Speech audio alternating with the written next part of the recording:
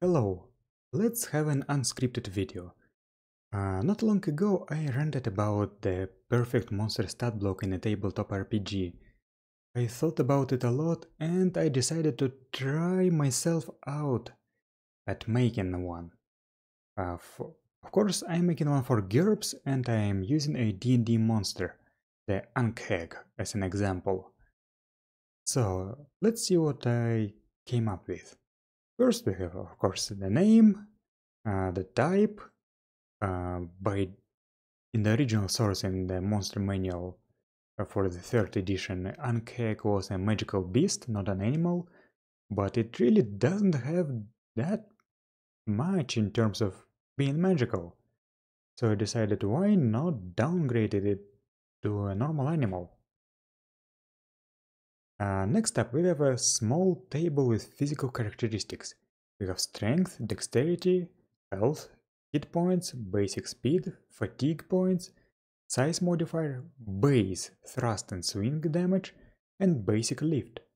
Also, I added a note for people who are using reduced swing damage from the No School Grognard blog. I do. I really do. Next up we have body plan. Not all creatures are humanoid, obviously, and GURPS has a bunch of body plans at the back of the book. I linked it here. There are also some additional body plans in GURPS Template Toolkit 2 races. We have weight, length, weight is more important I think, effective height is 15 feet. This is important when modifiers for combat at different levels are used. The mechanism to calculate your effective height is described on page 4 of Pyramid 377. That's the Combat Writ Large article. Intrinsic fright check modifier. That's a thing from GURPS Horror. Even though the monster doesn't have terror or anything like that, it can still be frightening to certain people. Probably not seasoned adventurers, but if a peasant sees an Ankheg burst out of the ground, he'll have to roll a fright check at least -1. Then we have a short description, physical description.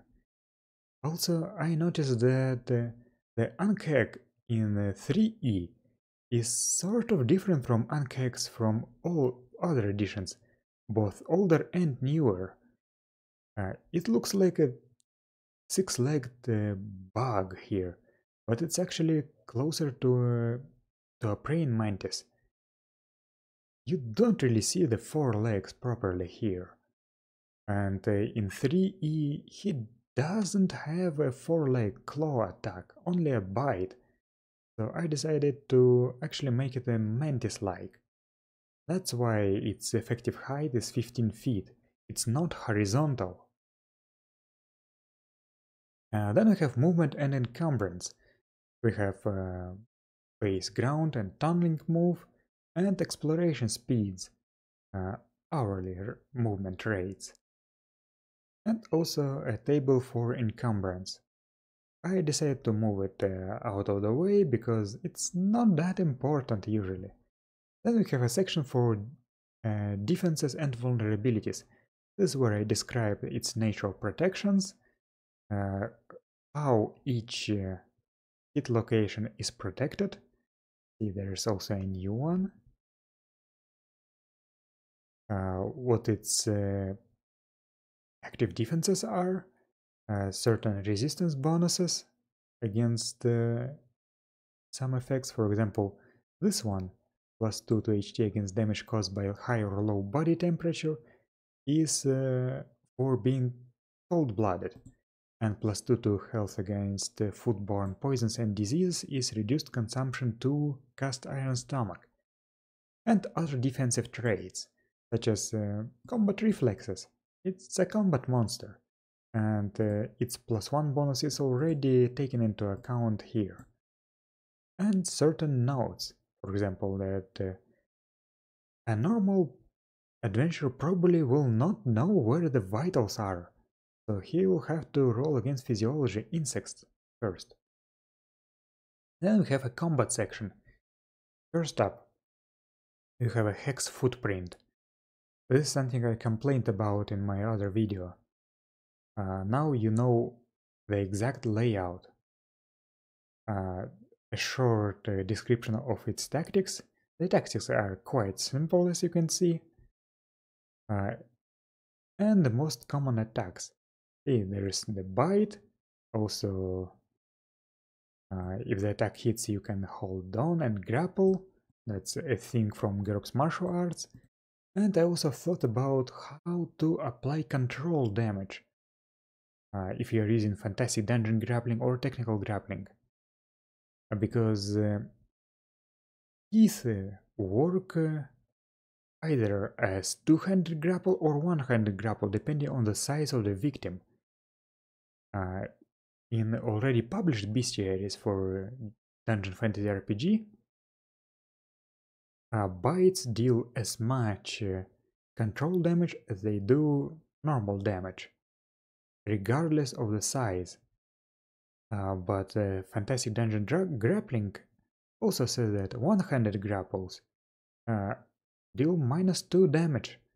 So I decided to separate it. See, it deals 1d plus 2 damage control against size modifier -1 and smaller victims, or 1d against larger ones. However, later I took a look at GURPS technical grappling and saw that teeth there deal thrust -1 control damage regardless of the victim's size. So maybe I'll have to change it.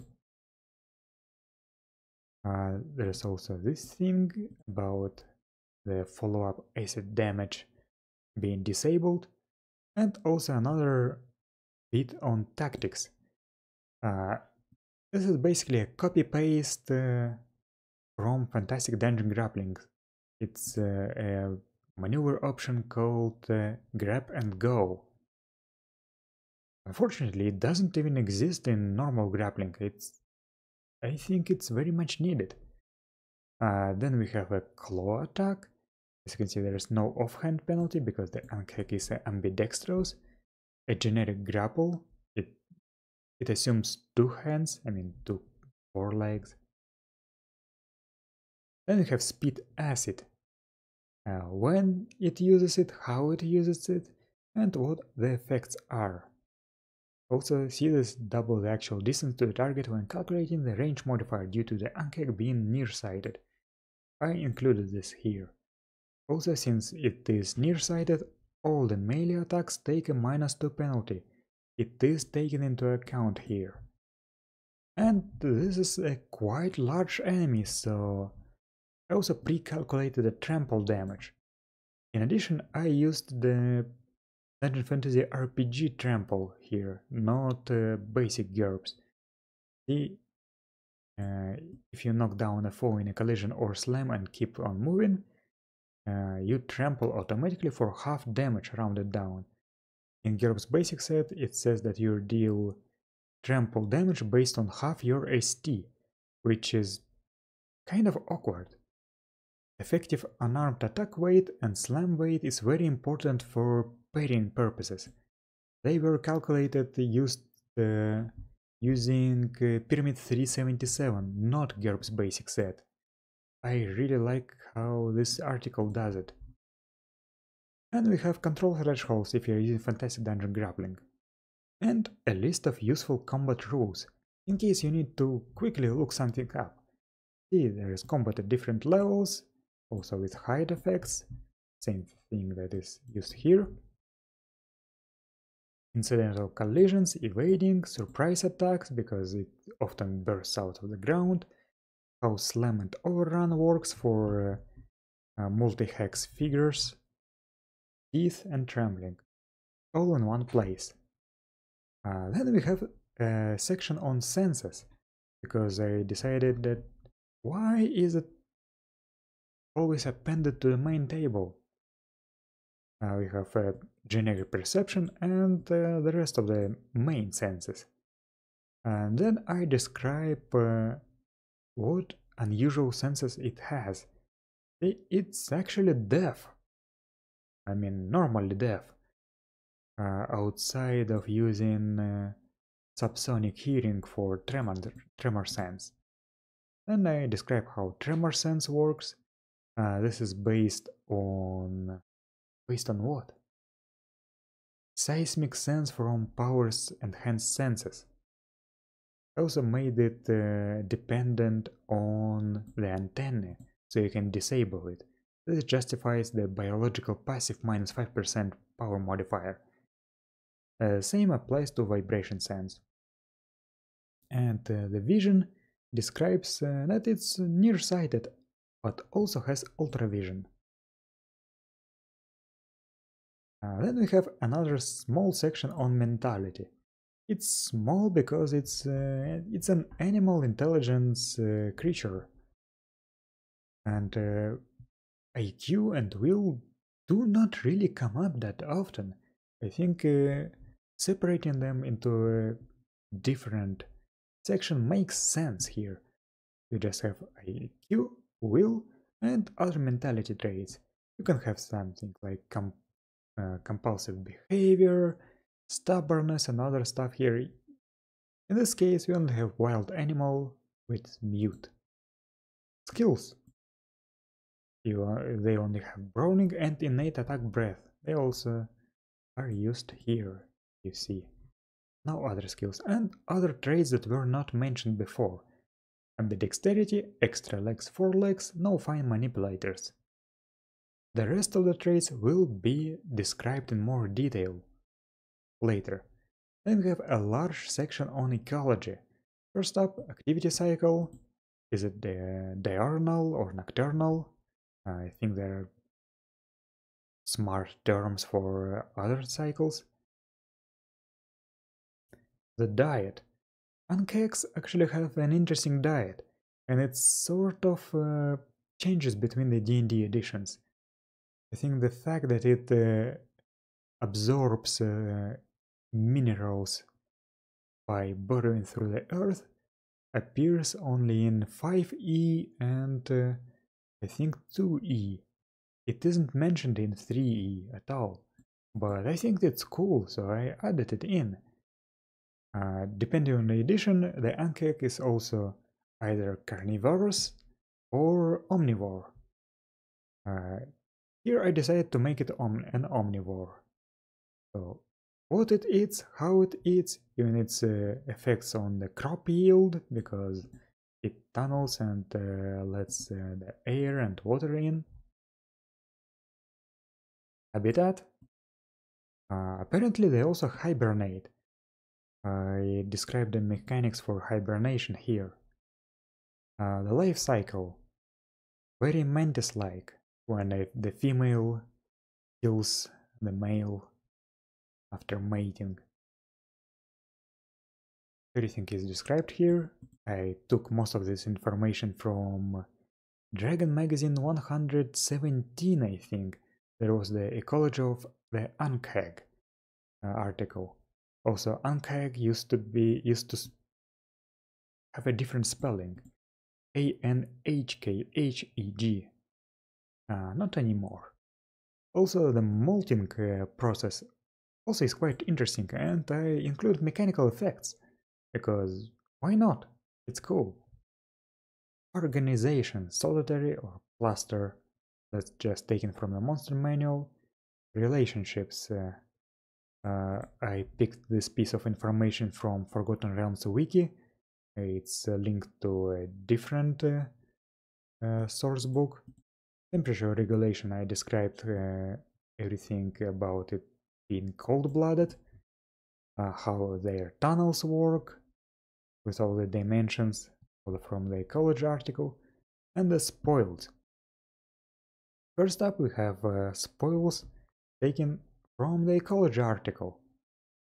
I also include some mechanics for items surviving the digestive tract. Then I included numbers for butchering the corpse for chitin, in case you want to make armor or weapons or something. So That's quite a lot. And I even included numbers for low-tech armor design. So it's better than bone armor, but I think not that much better than metal. This is entirely mine. I decided that uncooked meat is edible, but if you do not have reduced consumption with cast iron stomach, then you may become nauseated and take some toxic damage. And if the uncooked is molting, then effects are even stronger. Then we have another bit of information from the ecology article that you can extract the eyes, how you can extract them, how much time it takes, how much each eye worth as material components. I'll probably change it after Metatech releases. How much acid you can extract from its corpse and all that.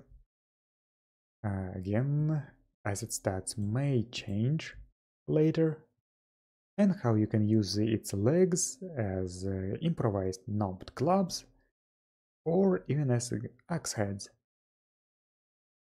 Then I included a section on capturing and training. Unfortunately, I failed to find any information on the training NCACs or using them as mounts. So I had to make it up myself. First up, we have the values. Since this is basically a war beast or a mount, I calculated a trained value based on the combat effectiveness rating. And then the untrained value is 1/3 lower.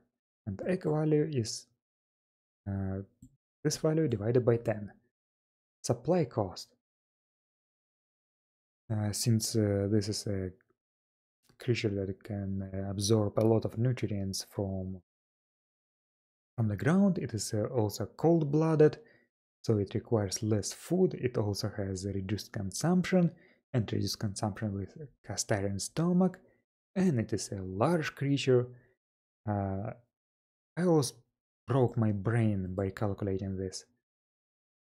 I had to use biotech and trail ration costs, and you can basically just let it roam free and the supply is 0. But what skills do you use to train an ankeg or ride an ankeg? Before I mentioned physiology insects, but I decided training and riding insects, flightless insects, should be different from training and riding winged insects. So these specialties are more narrow here.